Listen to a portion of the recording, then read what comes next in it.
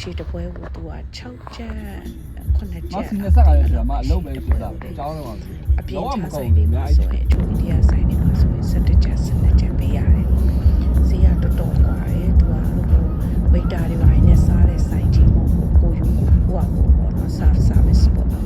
ကိုပါကိုယူရတာပကံခွက်ရောက်တယ်နဲ့ပေါ့ဒီဆိုင်လေးတဲ့ India Spice ဆိုတာလေဒီဝင်းထဲမှာကိုတော့ရောက်ပြီး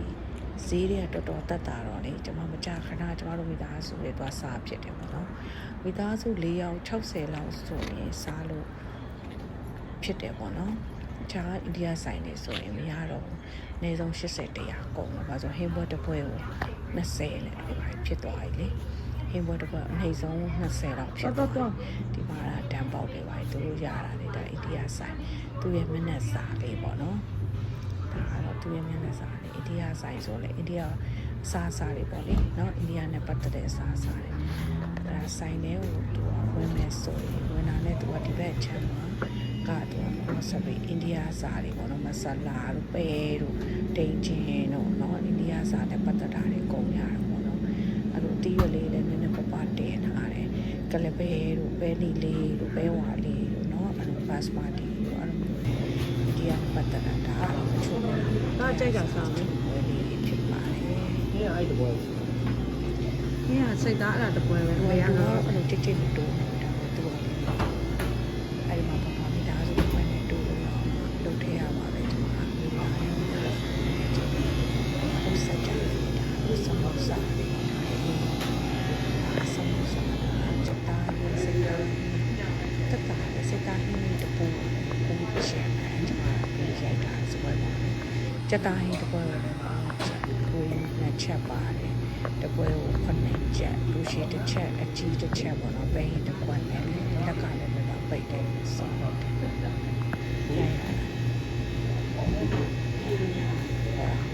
ဆောင်းပြီးတော့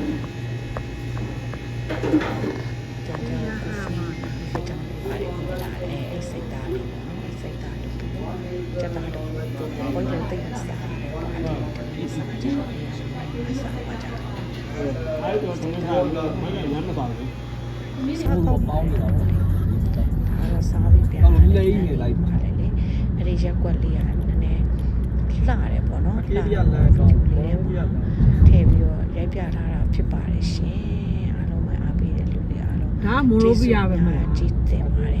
အကေရီယာနဲ့ဝင်ကြည့်တိုင်းကျမချမ်းသာကြပါစေအသက်ရှူတိုင်းဝင်ကြပါစေရှင်ကျေးဇူးများအကေရီယာဒီဒေါင်းတောင်းလေးလည်းလှတာနော်